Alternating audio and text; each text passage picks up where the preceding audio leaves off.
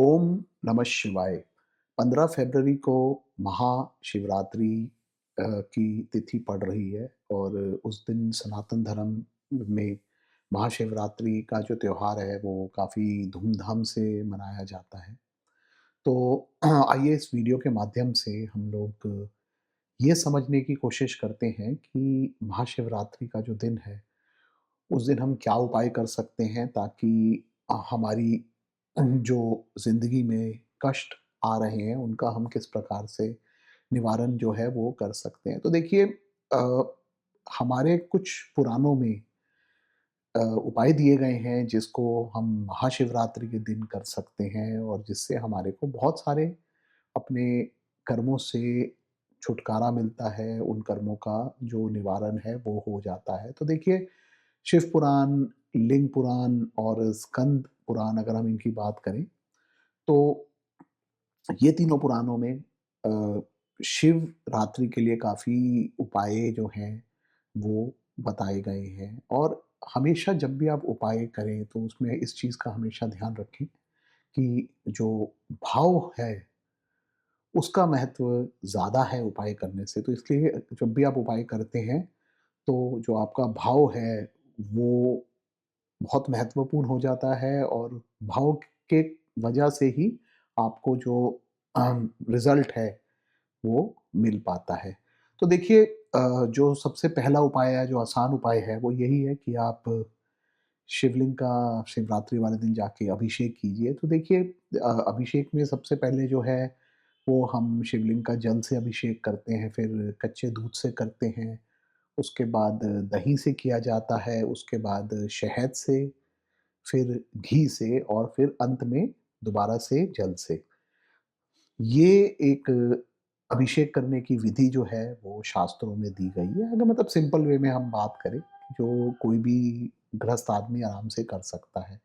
जब आप ये अभिषेक पूर्ण कर लें तो उसके बाद जो बिल्व पत्र है वो आप शिवलिंग को अर्पित कीजिए और ओम नमः शिवाय का जाप कीजिए। देखिए जाप जो है आप क्षमता अनुसार कर सकते हैं, चाहे तो 1 माला कीजिए या 11 मालाएँ, जैसे आपकी क्षमता है उस अनुसार आप शिवलिंग के सामने बैठ के ओम नमः शिवाय का जो जाप है वो कर सकते हैं।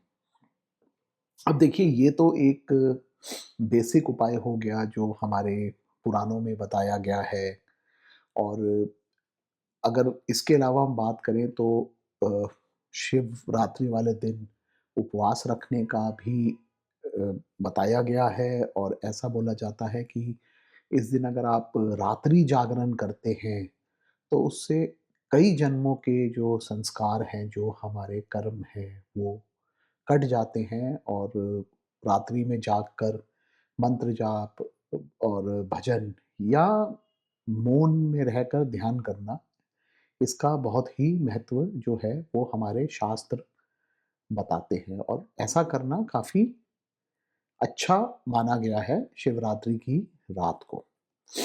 अब अगर हम ज्योतिषीय दृष्टिकोण की बात करें तो उसमें भी शिवरात्रि का जो है वो बहुत ही महत्व है और अ, अगर हम शिवरात्रि पे जल अभिषेक करते हैं या उपवास रखते हैं या उपाय करते हैं किसी भी प्रकार के, तो उससे आपका जो अष्टम भाव है, जो आपको ज़िंदगी में अड़चनें देता है, उसके कष्ट जो हैं, उनका निवारण होता है। 12वाँ भाव जो है, उसके भी आपको कष्टों से छुटकारा मिलता है और शनि, राहु इन ग्रहों के जो कष्ट आपको भोगने पड़ रहे हैं, उनसे भी जो छुटकारा है, वो इस दिन उपवास करने से, अभिषेक करने से मिलता है। लेकिन मैं फिर ये बात बोलूँगा कि यहाँ पे जो भाव है, वो प्रधान है। विधि जो है, वो प्रधान नहीं है। तो हमेशा आप जब भी उपाय करें, तो इस चीज़ का ध्यान कीजिए। तो जैसे कि मैंने आप लोगों को बताया कि ज्योतिष में भी इसका काफ़ी महत्व है, तो हम एक बार ये समझ लेते हैं कि किसी का कोई भी ग्रह अगर कमज़ोर है, तो उसके लिए हम लोग क्या उपाय हैं, वो कर सकते हैं। तो देखिए, अगर किसी का सूर्य कमज़ोर हो, तो ऐसे जो जातक हैं उनमें आत्मविश्वास की कमी रहती है, मान-सम्मान जो है वो नहीं मिलता है, उनकी जो प्रतिभाएँ हैं, उनको आप समझिए कि रिकॉग्निशन है जो वो नहीं मिल पाता है और पिता से भी संबंध इतने अच्छे नहीं रहते हैं। ऐसे लोगों को शिवरात्रि वाले दिन शिव का तांबे के लोटे में जल लेकर उससे अभिषेक करना चाहिए और लाल फूलों से आप जो होते हैं लाल फूल, वो आप शिवलिंग को अर्पित कर सकते हैं। देखिए, अब लाल फूलों में भी जो हिबिस्कस का फूल है, वो अ, काफ़ी इम्पोर्टेंट है क्योंकि जपा कुसुम संकाशम करके मंत्र आता है सूर्य का, तो उसमें जो जपा कुश है, वो हिबिस्कस का फूल ही है और उसका अर्पण अगर आप शिवलिंग पे करेंगे, तो जो सूर्य है, उसको बल मिलेगा। अगर किसी का चंद्र कमज़ोर हो, तो ऐसे लोगों के मन में अशांति रहती है, माँ की जो तबीयत है वो ख़राब रहती है या माँ से संबंध इतने अच्छे नहीं बनते हैं। ऐसे लोगों को नींद इतनी अच्छी नहीं आती और आप ये समझिए कि अ, भावात्मक तनाव जो है वो भी ऐसे लोगों की लाइफ़ में रहता है। इन लोगों को कच्चा दूध जो है उसमें थोड़ी-सी अगर मिश्री मिला लें और उसका अभिषेक अगर आप शिवलिंग के ऊपर करते हैं, तो वो काफ़ी अच्छे रिज़ल्ट देता है और इसके बाद आप 10-15 मिनट शिवलिंग के आगे मौन में बैठिए और ओम नमः शिवाय का जाप करें, तो उससे भी जो चंद्र है, उसको बल जो है, वो मिलता है। अगर किसी का मंगल कमज़ोर है, तो ऐसे लोग जो हैं, वो अशांत रहते हैं। उनको क्रोध जो है, वो काफ़ी जल्दी आता है। कभी भी किसी से भी झगड़ा हो जाता है और भूमि का विवाद होने के चांसेस भी रहते हैं, भाई-बहनों से भी संबंध इतने अच्छे नहीं होते। अगर आपका मंगल कमज़ोर है तो आप शिवलिंग का अभिषेक शहद से कीजिए और उसके बाद शिवलिंग के ऊपर लाल चंदन जो है वो लगाएँ। लाल चंदन से अगर आप राम लिख सकते हैं शिवलिंग के ऊपर तो वो भी काफ़ी अच्छा उपाय है। और इसको करने से देखिए क्रोध जो है वो आपका शांत होगा, आप उसके ऊपर नियंत्रण जो है वो कर पाएँगे और आपके भाई-बहनों से संबंध भी अच्छे होंगे और अगर कोई भूमि विवाद है या कोई कोर्ट केस है तो उसमें भी लाभ मिलने के काफ़ी चांसेस हैं। अगर देखिए बुध कमज़ोर हो तो ऐसे लोग जो हैं इनकी निर्णय लेने की जो क्षमता होती है वो इतनी अच्छी नहीं होती। व्यापार जो है, वो इतने अच्छे से ये लोग नहीं कर पाते और जो इनके कम्युनिकेशन स्किल्स होते हैं, वो इतने अच्छे नहीं होते हैं।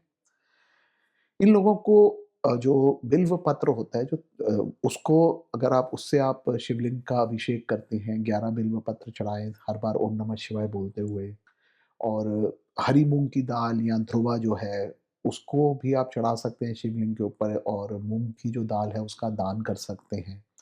इससे जो बुध है, उसकी जो भी आपको कष्ट मिल रहे हैं, वो खत्म होंगे और बुध जो है, वो आपका स्ट्रेंथन होगा। आपको बुध्स के अच्छे रिज़ल्ट जो हैं, वो मिलने लग जाएँगे।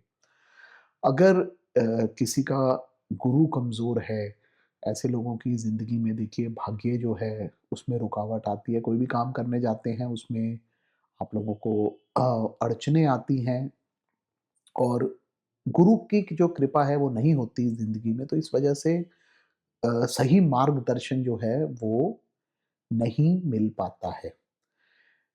ऐसे लोगों को शिवरात्रि वाले दिन शिवलिंग के आगे घी का दीपक जलाना चाहिए और पीले पुष्प जो हैं वो आप शिवलिंग के ऊपर चढ़ाएँ और जल से अभिषेक कीजिए। जब आप जल से अभिषेक करें तो जल में थोड़ा-सा केसर डाल लीजिए और उस जल को प्रयोग करें अभिषेक करने में। उससे जो बुध की ऊर्जा आपकी ज़िंदगी में कम है, उसकी कमी है, वो पूरी होगी और गुरु जो हैं वो आपके ऊपर कृपा करेंगे। देखिए अ, अगर किसी का शुक्र कमज़ोर है तो उनकी जो वैवाहिक ज़िंदगी है वो इतनी अच्छी नहीं होती है। सुख की ज़िंदगी में कमी रहती है, लक्ष्मी जो है उसकी भी कमी रह सकती है। हो सकता है आपके हस्बैंड से या वाइफ़ से संबंध जो हैं वो इतने अच्छे ना हों। ऐसे लोगों को दूध जो होता है उसमें आप थोड़ा-सा केसर मिला लीजिए, उससे आप शिवलिंग का अभिषेक कीजिए और उसके बाद सफ़ेद कोई भी मिठाई लेके उसका आप भोग लगा सकते हैं। बहुत लोग चावल चढ़ाने को भी बोलते हैं बट मैं उस चीज़ को इतना रिकमेंड नहीं करता हूँ, इसलिए दूध का अगर आप अभिषेक करेंगे केसर डाल के तो वो काफ़ी अच्छा जो है वो माना जाता है। आप घी जो है वो भी लगा सकते हैं शिवलिंग को और उसके बाद जल से अभिषेक कर सकते हैं, तो वो भी काफ़ी अच्छे रिज़ल्ट जो है वो देता है। देखिए अगर शनि कमज़ोर हो, शनि की साढ़े साती चल रही हो, शनि का ढैया अगर चल रहा हो और आपको लाइफ़ में अड़चनें आ रही हैं, परेशानियाँ आ रही हैं, मेहनत करने के बाद भी आपको रिज़ल्ट्स जो हैं वो नहीं मिल रहे, काम में सफलता नहीं मिल रही, तो ऐसे केस में देखिए दजल के अंदर थोड़ा-सा आप कच्चा दूध मिलाइए और उसमें काले तिल जो है वो डालिए और उससे आप शिवलिंग का अभिषेक कर सकते हैं और सरसों के तेल का दीपक जो है वो आप शिव जी के आगे जलाएँ। ये काफ़ी अच्छे जो है रिज़ल्ट देता है और शिव के अंदर आप जब नमस्कार कर रहे हों शिव तो उसमें शनि का रूप देखिए उनको इस प्रकार से देखिए कि शनि जो है वो शिव के ऊपर ध्यान लगा के बैठे हुए हैं और इस प्रकार से आप शिवलिंग का अभिषेक कर सकते हैं। इससे जो शनि है वो प्रसन्न होंगे और काफ़ी लाभ जो है इस उपाय को करने से मिलता है। अगर देखिए किसी का राहु खराब हो, तो ऐसे केसेज़ में क्या होता है कि अचानक समस्याएँ जो हैं वो ज़िंदगी में आ जाती हैं। भ्रम रहता है ऐसे लोगों को, डर जो है उसका अनुभव होता है। तो आप लोगों को पहली बात तो ये समझिए कि शिवलिंग के अंदर आप भैरव रूप को देखिए। जब आप शिव की उपासना कर रहे हों, जब आप शिवरात्रि पे भी शिवलिंग को अ, अभिषेक के लिए जाएँ, तो उसमें इस प्रकार से सोचिए कि शिवलिंग के अंदर भैरव का रूप जो है, वो भी है। जब आप अभिषेक करें जल से शिवलिंग का, तो धूप जो है, वो लगातार जलती रहनी चाहिए और धूप अच्छी आप मोटी बत्ती बना सकते हैं धूप की और उससे भी जो धुआँ है, उससे भी पूरा एक प्रकार से आप शिवलिंग का अभिषेक कर सकते हैं। अच्छे से शिवलिंग के आस-पास धुएँ को घुमाएँ धूप के और इसके बाद सफ़ेद फूल जो होते हैं, वो आप शिवलिंग के ऊपर अर्पित कीजिए।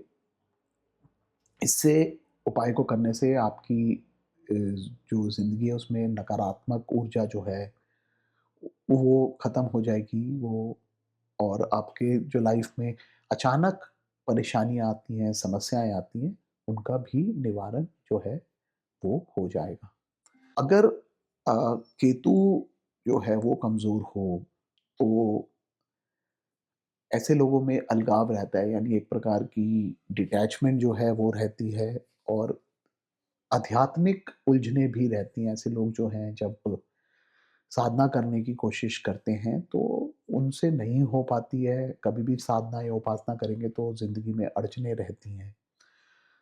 अगर आपका केतु कमज़ोर है तो आप शिवलिंग का अभिषेक करके शिवलिंग को नारियल जो है वो अर्पित करें, नारियल चढ़ाएँ और मौन में रहकर ओम नमः शिवाय का शिवलिंग के आगे बैठ के जाप कीजिए। इससे जो केतु रिलेटेड प्रॉब्लम्स हैं, उनका आपको निवारण जो है, वो मिल जाएगा। अब देखिए, ये तो मैंने ग्रह स्पेसिफिक कुछ उपाय बताए हैं, बट जैसे मैंने इस वीडियो की शुरुआत में ही कहा था कि शिवरात्रि के दिन आप अभिषेक कीजिए, उपवास रखें और लगातार पूरा दिन अगर आप ओम नमः शिवाय का जब समय मिले जाप करते रहें, तो वो बहुत अच्छे रिज़ल्ट्स देता है और एक बात और, जब शिवरात्रि पूर्ण हो जाए आपकी, तो अगले दिन स्नान करके दान जो है वो ज़रूर करिए, क्योंकि दान करने से जो भी कष्ट हैं, उनका निवारण जो है, वो बहुत अच्छे से हो जाता है। तो अ, आज के लिए इतना ही और मैं आप सभी को एक बार फिर से महाशिवरात्रि की बहुत-बहुत शुभकामनाएँ देना चाहूँगा। ओम नमः शिवाय। धन्यवाद।